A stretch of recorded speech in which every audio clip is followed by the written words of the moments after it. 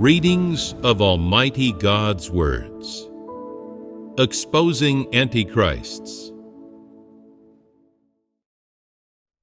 Item 8. They would have others submit only to them, not the truth or God. Part 2. What attitude do some people adopt as soon as they hear someone means to intervene in and supervise their work? Supervision is all right. I accept supervision. Making inquiries is fine too. But if you really do supervise me, there'll be no way to go forward with my work. My hands will be tied. If you always have the final say and make me an enforcer, I won't be able to work. There can only be one alpha male. Isn't this a theory? It's a theory of antichrists. What disposition does a person who says this have? Is it the disposition of an antichrist? What does that mean? There can only be one alpha male.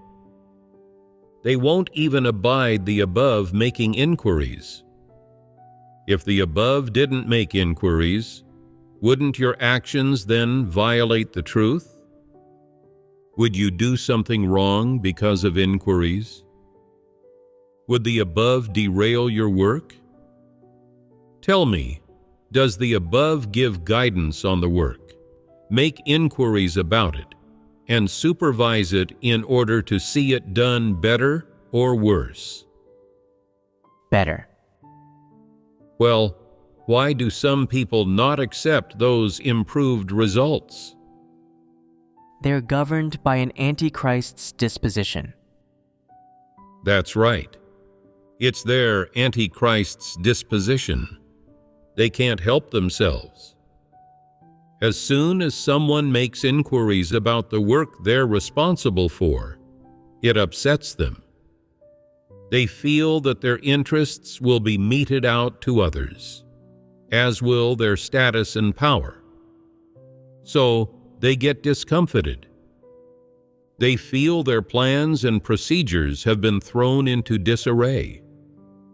And will that work for them? If the above promotes someone and has that person cooperate with them, they think, I had no plans to make use of this person, but the above insists that they're good and promoted them. I don't feel great about it. How will I work together in cooperation with them? If the above makes use of them, I'll just quit. They say so in word, but will they in fact be able to let go of their status? They won't. What they're doing is confrontational. Would they consent to anyone doing work that threatens their status, that doesn't highlight them, that sabotages their current scenario? No, they wouldn't. When the above promotes someone or replaces someone, for instance, what do they think? What a slap in the face. They didn't even go through me. All else aside, I'm still a leader. Why don't they say anything to me beforehand? Why, it's as if I don't matter at all. Who are you, anyway? Is that your job? First, it's not your turf. And second, these people don't follow you. So why must you matter so much to them? Is that in line with the truth? Which truth? There are principles to the above's promotion of a person or their replacement of a person. Why does the above promote someone? Because they're needed for the work. Why does the above replace someone? Because they're no longer needed for the work. They can't do the work. If you don't replace them, and even don't let the above do it, Aren't you being impervious to reason? Some say, for the above to dismiss someone, what a disgrace that makes me out to be. If they mean to replace someone, they should tell me in private, and I'll do it. That's my job. It's part of what falls to me. If I replace them, it'll show everyone how perceptive I am of people, and that I can do actual work. What an honor that would be. Do you think like this? Some people want the good name and pride, and they give justifications like this. Will that fly? Does that make sense? In one regard, God's house does its work in accordance with the truth principles. In another, it works according to circumstances as they are. There's no such thing as the bypassing of a level of command, especially when it comes to the above's promotions and replacements, or their guidance and instructions for some work project. In such cases, it's even less a matter of a level of command being bypassed. So, why does an Antichrist look for these faults? One thing's for sure. They don't understand the truth, so they assess the work of God's house with their human brain and those processes that are out there in the world. Beyond that, their main goal remains self-preservation, and they must have their pride. They are smooth and slick in everything they do. They can't let the people under them see that they have any defects or deficiencies. To what extent will they keep up appearances? So much that others will see them as faultless, without any corruption or deficiencies. Others will see it as fitting that the above should make use of them, and that the brothers and sisters should choose them. They're a perfect person. Isn't that how they'd like things to be? Is that not the disposition of an Antichrist? Yes, that is the disposition of an Antichrist. Our fellowship just now was about one of the primary behaviors of Antichrists.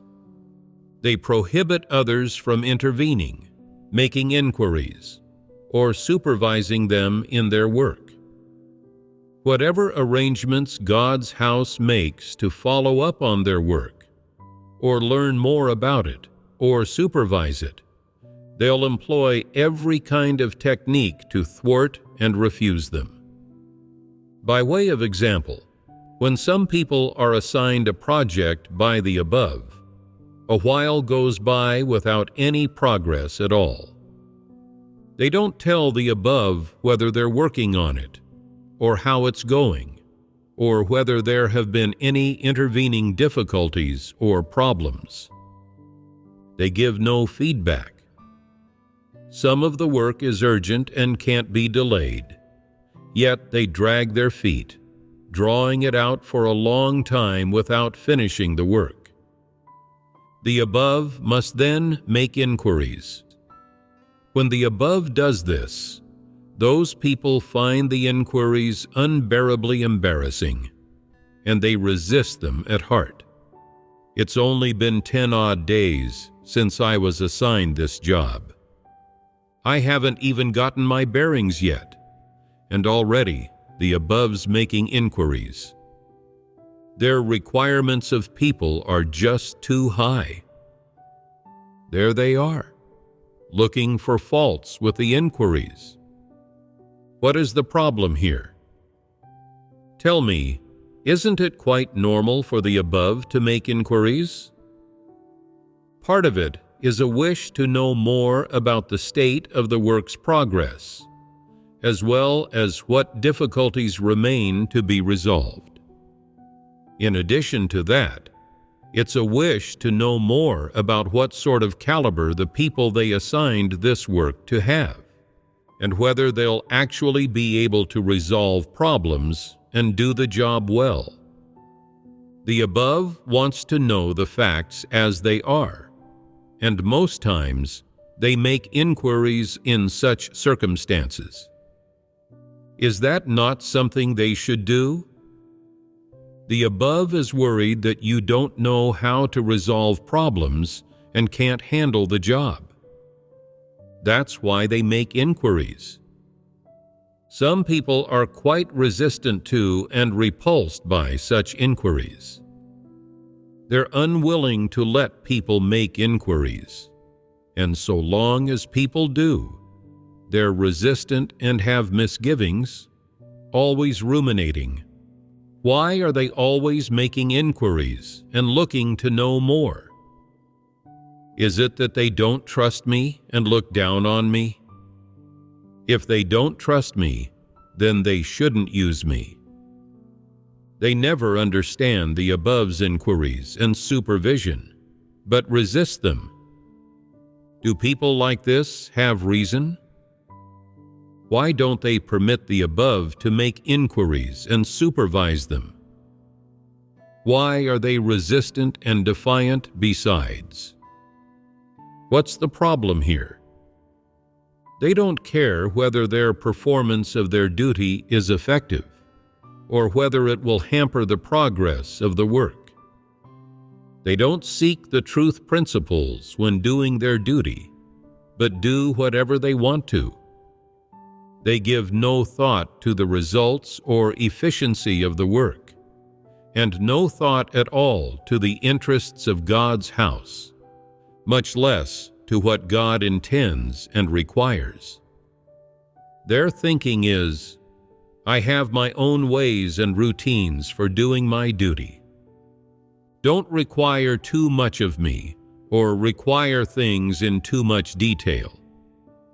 It's well enough that I can do my duty. I can't get too fatigued or suffer too much. They don't understand the above's inquiries and attempts to know more about their work. What's missing from this lack of understanding of theirs? Isn't it missing submission? Isn't it missing a sense of responsibility? Loyalty?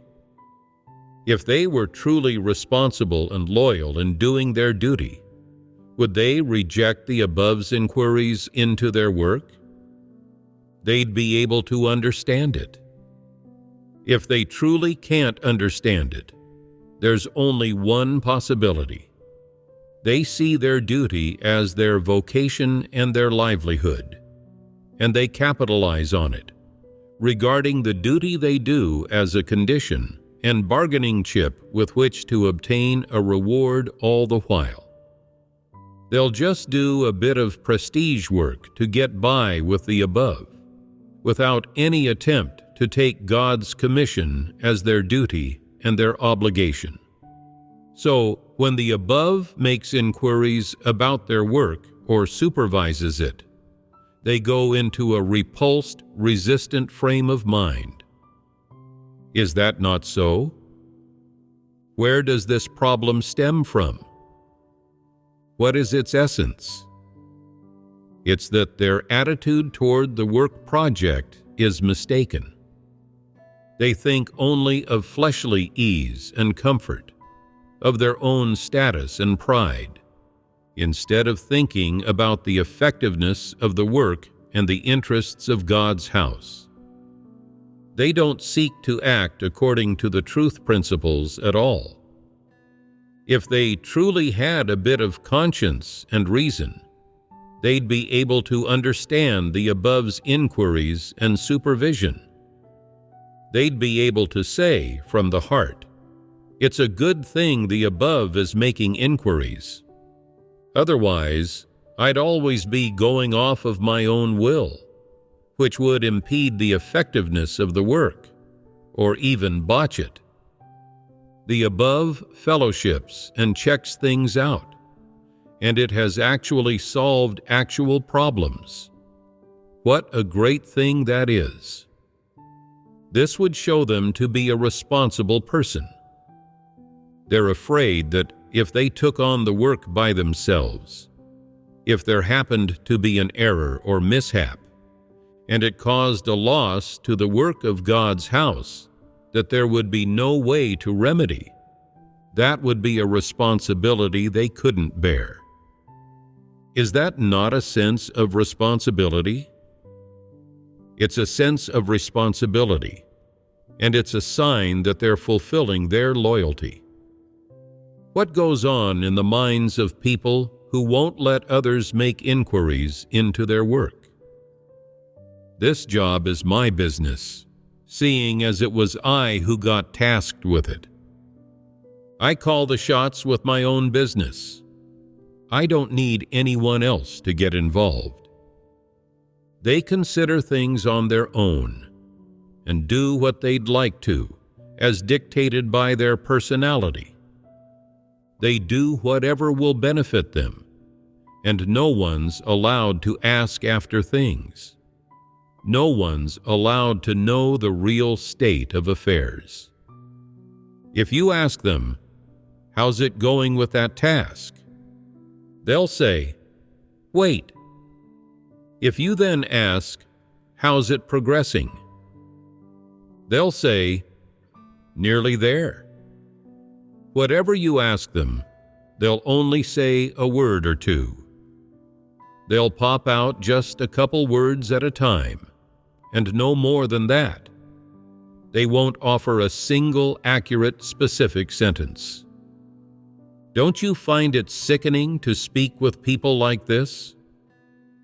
It's obvious that they don't want to say anything more to you. If you pose more questions, they get impatient. You keep on asking about that minor thing, as if I can't get things done, as if I weren't cut out for the task. They're simply unwilling to let people ask questions. And if you keep questioning them, they'll say, "What am I to you? Some donkey or horse to boss around? If you don't trust me, don't make use of me. If you make use of me, you have to trust me. And trusting me means that you shouldn't always be making inquiries." This is the sort of attitude they have. Are they treating the work program as a duty that's theirs to do? No. Antichrists don't treat work as their duty, but as a bargaining chip with which to obtain blessings and a reward. They're content merely to labor, which they'd like to exchange for blessings. That's why they work with a perfunctory attitude. They don't want others to intervene in their work, in part, in order to preserve their dignity and pride. They believe that the duty they perform and the work they do belong to them personally, that they're their private affairs. That's why they don't let others intervene. The other part of it is that if they get the work done well, they can claim credit for it and ask to be rewarded. If someone intervened, the credit would no longer go to them alone. They're afraid of others snatching the credit away from them. That's why they absolutely won't consent to others' intervention in their work. Are such people as antichrists not selfish and vile? Whatever duty they're doing, it's just as if they were attending to their private affairs. They won't let others intervene or participate, no matter how it goes when they do something on their own. If they do the thing well, they'll only allow the credit to go to them alone, so as not to let someone else claim a share of the credit and the results of the work. Isn't that troublesome? What disposition is it? It's Satan's disposition. When Satan acts, it does not permit the intervention of anyone else. It wishes to have the final say in everything it does and to control everything, and no one may supervise or make any inquiries. If anyone interferes or intervenes, this is even less permissible. This is how an Antichrist acts. No matter what they do, nobody is allowed to make any inquiries, and no matter how they operate behind the scenes, no one is permitted to intervene. This is the behavior of an Antichrist. They act this way because, in one sense, they have an extremely arrogant disposition, and in another, are extremely lacking in reason. They are completely lacking in submission, and they do not permit anyone supervising them or inspecting their work. These are truly the actions of a demon, which are completely different from those of a normal person. Anyone who does work requires the cooperation of others.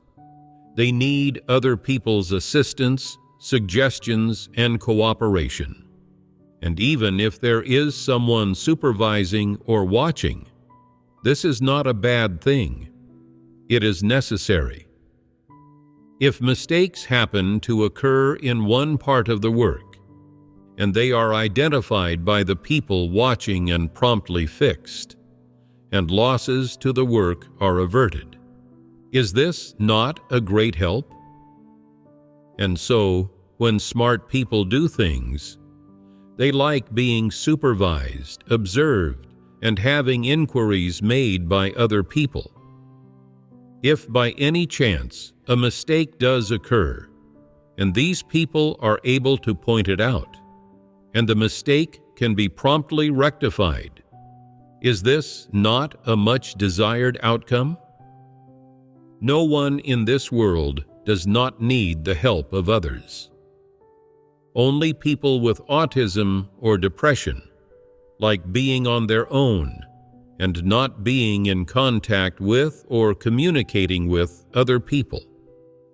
When people suffer from autism or depression, they are no longer normal. They can no longer control themselves.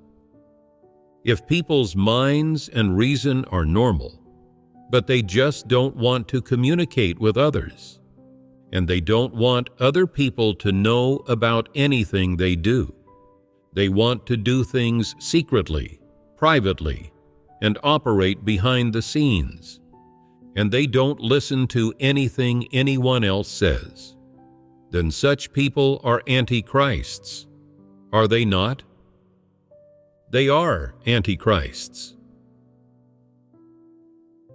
Once, when I saw the leader of a church, I asked him what was going on with the brothers and sisters' performance of their duties. I asked, "Is there anyone in the church at present who's disturbing church life?" Can you guess what he said? "Things are all right. They're fine." I asked, "How is Sister so-and-so doing her duty?" He said, "Fine." I then asked, "How many years has she believed in God?" He said, "It's fine." I said, "This table shouldn't be here. It has to be moved." He said, "I'll think on that." I said, "Doesn't this plot of land need watering?" He said, "We'll fellowship on that." I said, "This is the crop you've planted on this plot this year. Will you plant the same thing next year?" He said, "Our decision-making group has a plan." Those are the sort of answers he gave. What feeling does it give you to hear them? Do you understand anything in them? Do you gain any information? You can tell at once that he's fobbing you off, taking you for an idiot, an outsider. He doesn't know exactly who the outsider is. The non-believers call this a guest acting as host. He doesn't know his own identity. I said, "You've got so many people living here, and the air doesn't circulate well. You should set up a fan, or it'll get too hot in here, and people will be liable to get heat stroke." He said, "We'll talk that over." With everything I told him, he had to talk it over, fellowship on it, and think it over too. Whatever arrangements I made, whatever I said, was of no account to him. To him, they were not arrangements or orders, and he didn't implement them. What did he take my words to be then? Suggestions for his consideration. Was I giving him suggestions for his consideration? No, I was telling him what he should do, what he had to do. Was it that he didn't understand what I was saying? If he didn't, then that meant he was a blockhead who didn't know what his identity was or what duty he was doing. There were so many people living there without indoor air conditioning or a cross-draft. How intelligent could he be since he didn't set up a fan? He should go home at once. He's trash, and God's house has no need of trash. People don't know everything about anything, but they can learn. There are some things I don't understand, so I discuss them with others. What do you think is a good way to go about it? You're free to offer your suggestions. If some people think some way would be best, I say, "Fine, let's do as you say." I haven't yet thought through what we should do in any case. We'll go with what you say. Is that not the thinking of normal humanity? That's what it means to get along with others. In getting along with others, people mustn't make a distinction between who's superior or inferior, or who does and doesn't get the spotlight, or who has the final say over things. There's no need to make these distinctions. Whoever's way is right and in accord with the truth principles, that's who's to be heeded. Are you capable of doing this? Yes. There are some people who aren't. Antichrists aren't. They insist on having nothing less than the final say. What sort of thing is that? What others raise won't fly with them, even if it's reasonable. They know it's right and reasonable, but they won't abide anything proposed by anyone else. They're happy so long as they're the ones who proposed something. Even in this small matter, they fight for preeminence. What disposition is that? The disposition of an antichrist. They place excessive value on status, renown, and pride. How much value? Those things are more important to them than their life. They'll safeguard their status and renown, even if it means their life. Antichrists prohibit the intervention, inquiries, or supervision of others in any work they do, and this prohibition is manifested in several ways. One is refusal, plain and simple. Stop interfering, making inquiries, and supervising me when I work. Any work I do is my responsibility. I've got an idea of how to do it, and I don't need anyone managing me. This is straight refusal. Another manifestation is the appearance of being receptive, saying, "Okay, let's fellowship and see how the work should be done." But when others really start making inquiries and trying to find out more about their work, or when they point out a few issues and make a few suggestions, what is their attitude? They are unreceptive. That's right. They simply refuse to accept. They find pretexts and excuses to reject others' suggestions. They turn wrong into right and right into wrong. But actually, in their hearts, they know that they are forcing logic, that they are blowing hot air, that what they are saying just theoretical, that their words have none of the reality of what other people say.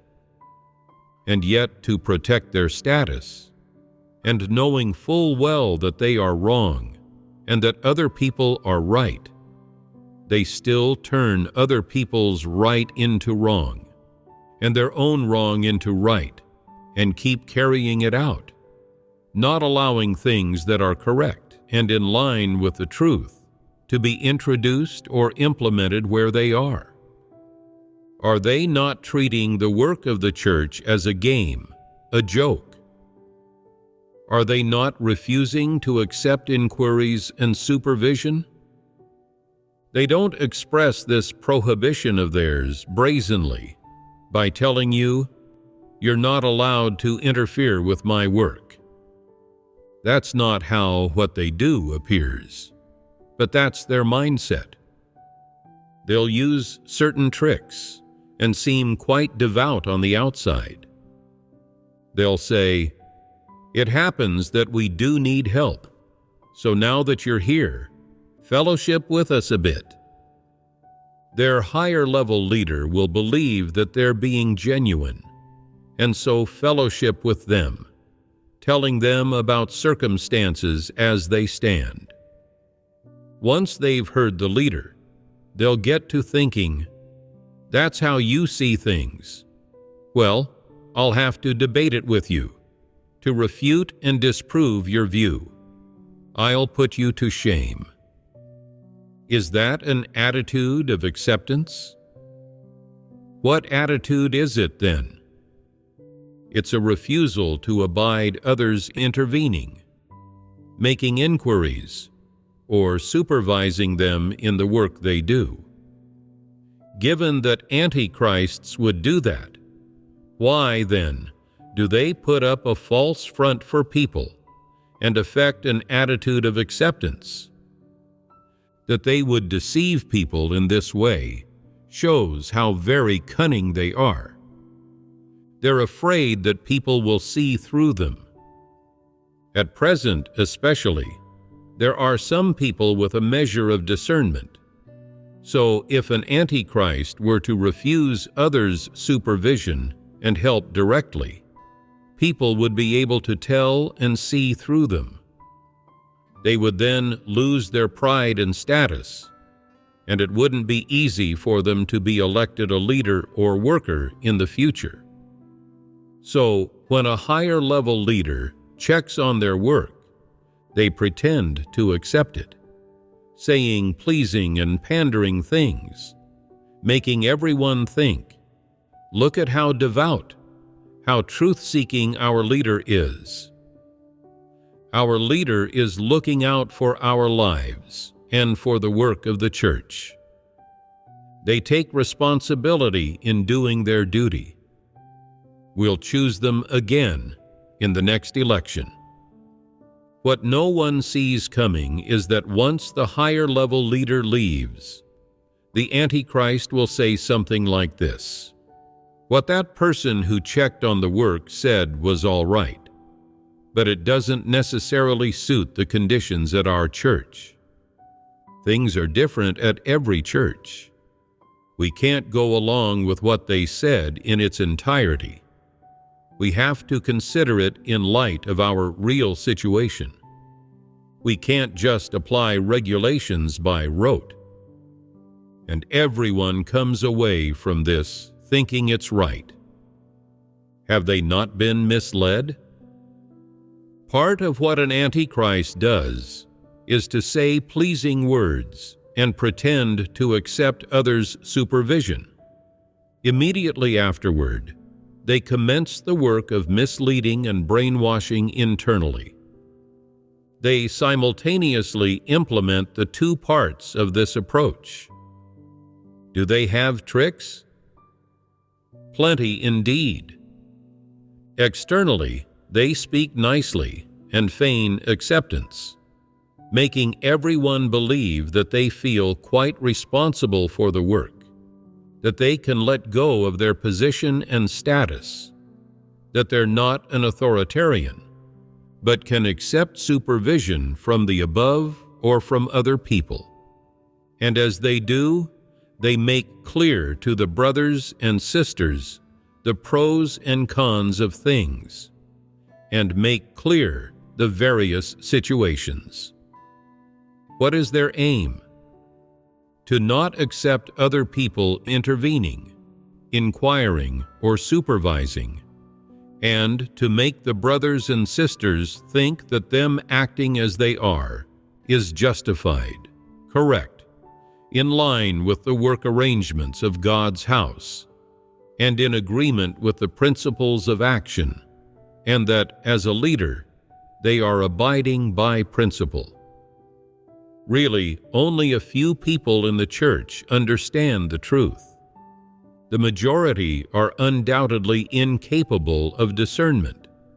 They can't see this Antichrist for who they really are, and are naturally misled by them. Some people, for instance, lose a night's sleep for some particular reason. They go all night without sleeping. There are two types of people in whom that lack of sleep manifests in two different ways. The first type finds a chance to sleep a bit during the day as soon as they can. They don't let others know they didn't sleep. That's one situation, one way things are. There's no intent behind it. The other sort of person dozes off during meals and tells everyone, "I didn't sleep last night." Someone asks, "Why not?" And they say, "There was an online gathering, and I found some problems in the work. I stayed up all night solving them." They go on incessantly, announcing that they hadn't slept all night. Were they reluctant to stay up all night? Why are they explaining to the group? And is there something within that explanation? What's their goal? They want to inform the whole world of what they did, for fear that others might not know. They want everyone to know that they've suffered, that they stayed up all night, that they're willing to pay a price in their belief in God, that they don't crave comfort. With this, they mean to win the sympathy and approval of the brothers and sisters. They buy off people's hearts by making this superficial performance, and in doing so, they get others to esteem them, and they gain prestige in people's hearts. Once they have status, they're then sure to speak with authority. And once they speak with authority, won't they then be able to enjoy the special treatment that accompanies status? Do you think they've seized this opportunity well? Do you tell others when you haven't slept, or if you've stayed up late? We have. When you did, was it unintentional, or was there some intent behind it? Did you just tell someone offhand, or were you making a grand proclamation, putting on a show? It was offhand. There's no intent behind saying it offhandedly. That doesn't suggest a dispositional problem. There's absolutely a different nature to saying it intentionally and saying it unintentionally. When an Antichrist acts, what is the motive behind what they're doing? Whether they seem on the surface to be accepting others' intervention and inquiries, or whether they're refusing them outright, whichever it happens to be. They're grasping at status and power, and they won't let go of it. Is that not their motive? It is. That's right.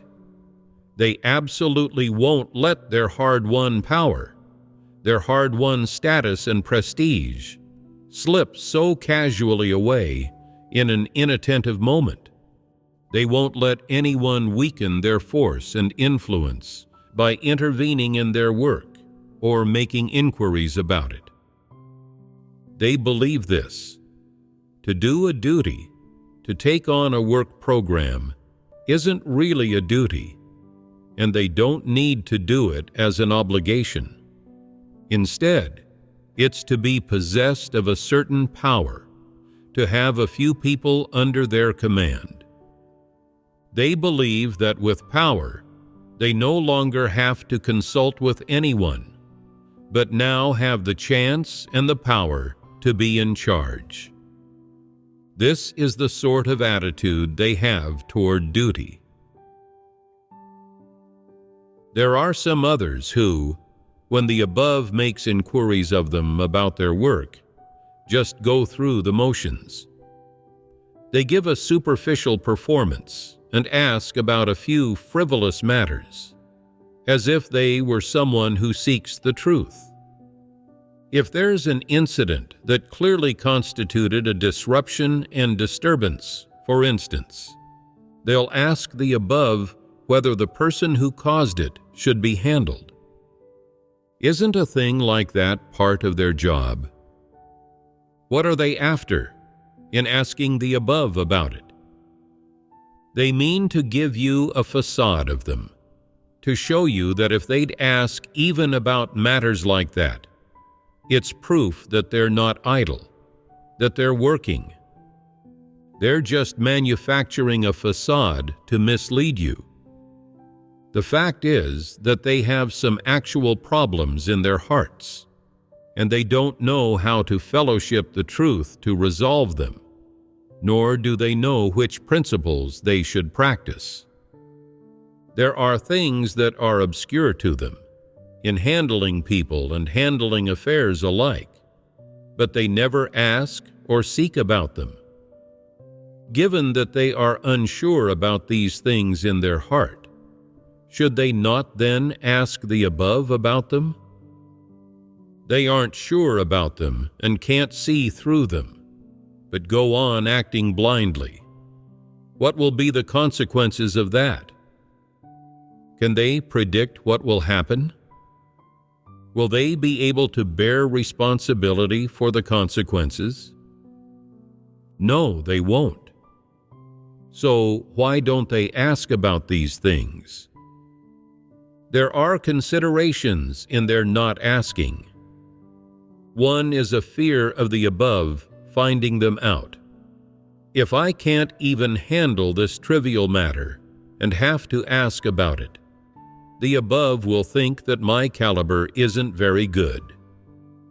Won't this allow the above to see right through me? There's also the consideration that if they do ask, and the above's decision conflicts with and differs from their own view, they'd be hard-pressed to choose.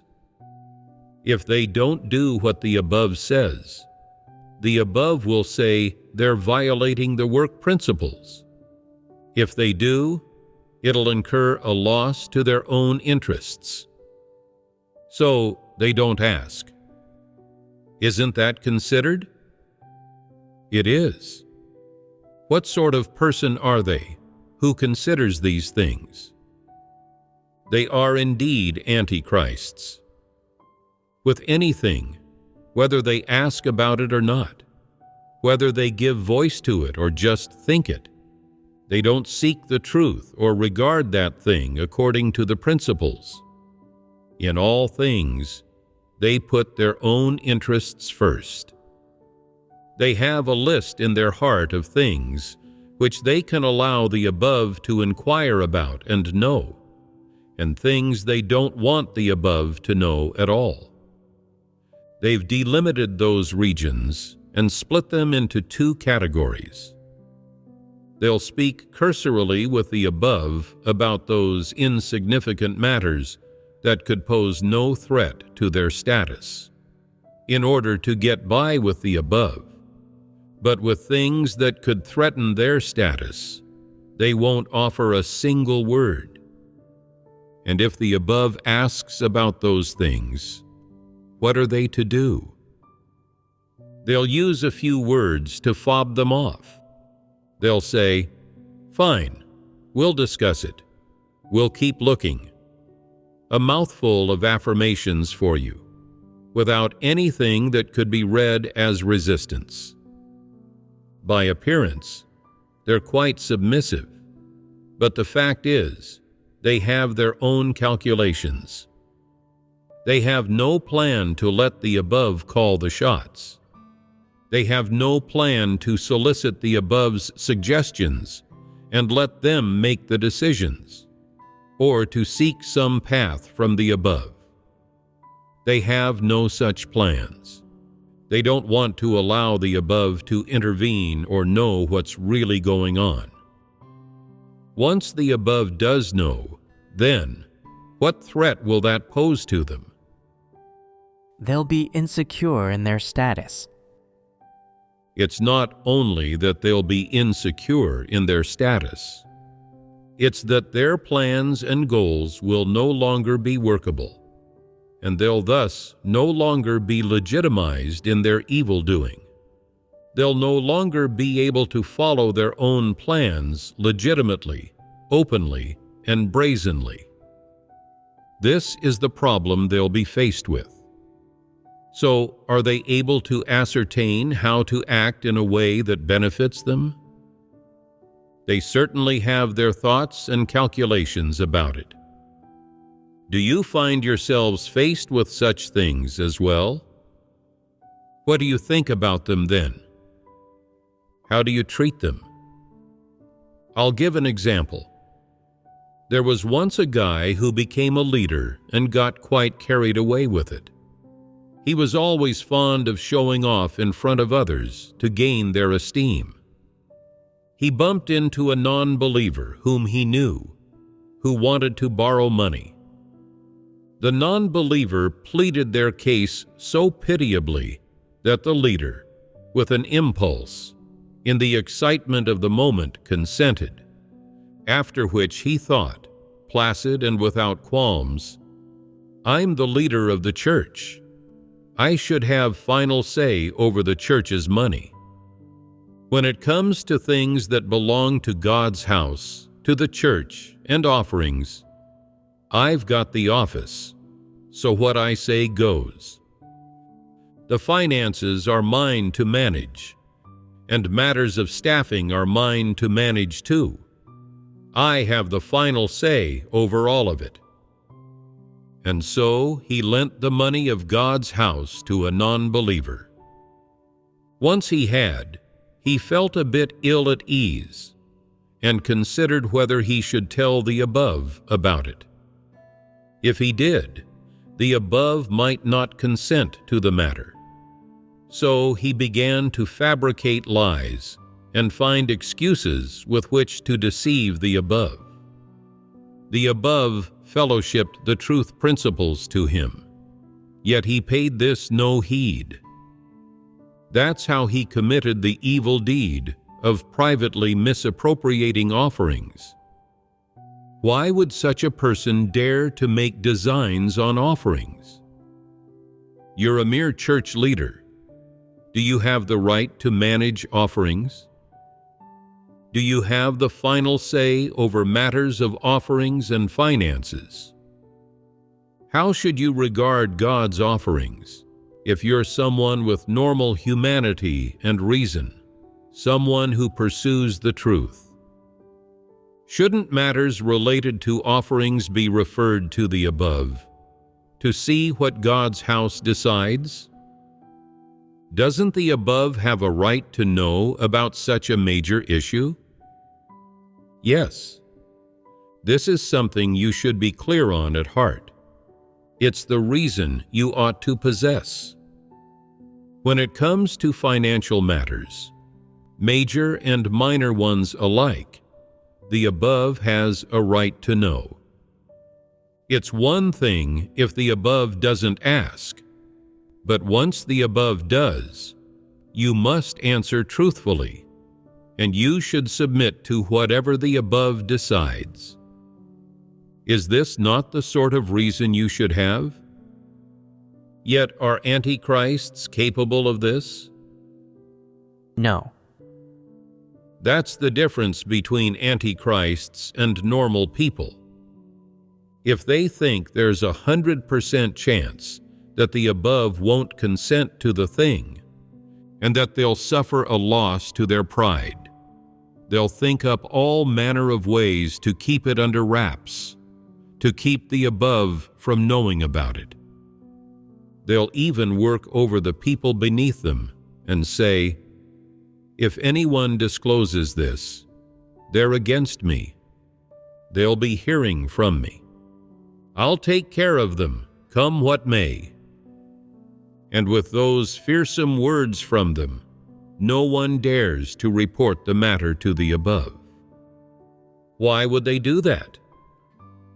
They believe, this comes under the scope of my authority. I have the right to deploy and distribute the people, money, and materials that are within the realm of my jurisdiction. What are their principles for deployment and distribution? They make arrangements at will. They use and give out money and materials arbitrarily, without adhering to any principles. They squander and waste these things indiscriminately, and no one else has the right to interfere. They must have the final say over all of it. Is that not how they think? Of course, they won't say this out loud, in such explicit terms. But in their hearts, this is absolutely what they're thinking. What's the point of having office? Isn't it all about money? About keeping fed and clothed? Now, I'm in office. I have that status. Wouldn't it be dumb of me not to exploit my power to do as I please? Isn't that what they believe? It's because they have such a disposition and believe this, that they dare conceal such a matter without the slightest scruple, heedless of any consequence, by any ways and means they can conceive. Is that not so? They don't assess whether the thing is right or not, or what the proper thing to do is, or what the principles are. They don't consider these things. Their only consideration is who is going to look out for their interests. An antichrist is an insidious, selfish, vile thing. How vile are they? It can be captured in a single word. They're shameless. Those people aren't yours, nor are those things, and less still is that money yours. Yet you want to take it as your own, to dispose of as you please. Others don't even have the right to know about it. Even if you squander and waste those things, others have no right to make inquiries. How far gone are you? You've gone into shamelessness. Isn't it shameless? That's an antichrist. What kind of line does the average person have that they won't cross when it comes to money? They think that those are God's offerings, and offerings are given to God by His chosen people, so they belong to God. They're his personal belongings, as some may say. What belongs to God doesn't belong to the commons, nor does it belong to any person. Who is the master of God's house? God. Yes, it's God. And what does God's house entail? It entails his chosen people in each church, as well as all the supplies and property of each church. All these things belong to God. They absolutely do not belong to a single person, and no one has a right to appropriate them. Would an Antichrist think that? They believe that offerings belong to whoever manages them, to whoever has a chance to draw from them, and that if someone's a leader, they have the right to enjoy them. That's why they're constantly pursuing status with all their strength. Once they've gotten it, all their hopes are realized at last. Why do they pursue status? If you had them scrupulously lead God's chosen people, with principles behind their actions, yet didn't permit them to touch the church's property or God's offerings, would they still be so proactive in their scramble upward? Absolutely not. They would wait passively and let things take their course. They'd think, if I'm elected, I'll do the job and do my duty well. If I'm not, I won't suck up to anyone. I won't say or do anything about it. It's precisely because an Antichrist thinks that as a leader, one has the right to dictate and enjoy all the church's property that they rack their brains in their attempts to strive upward to the point of shamelessness in order to gain status and enjoy everything that status brings. What does it mean to be shameless? It means to do disgraceful things. That's what it means to be shameless. Should someone say to them, "What you're doing is so disgraceful," they wouldn't care, but think, "What's disgraceful about it? Who doesn't like status? Do you know what it feels like to have status? To be in control of money? Do you know that joy? Do you know that sense of privilege? Have you tasted it?" That's how Antichrists view status, in the recesses of their hearts. Once an Antichrist gains status, they'll want to be in control of everything. They'll take God's offerings under their control too. They wish to have the final say about any part of the church's work that costs money, without ever consulting with the above. They become the master of the money of God's house, and God's house becomes theirs. They have the right to give the final word over it, to dictate what happens to it, to give it to this and that person as they please, to dictate how every bit of it is spent. With God's offerings, they never act carefully and cautiously, according to the principles. Instead, they're extravagant spenders, and what they say goes. A person like that is a genuine Antichrist.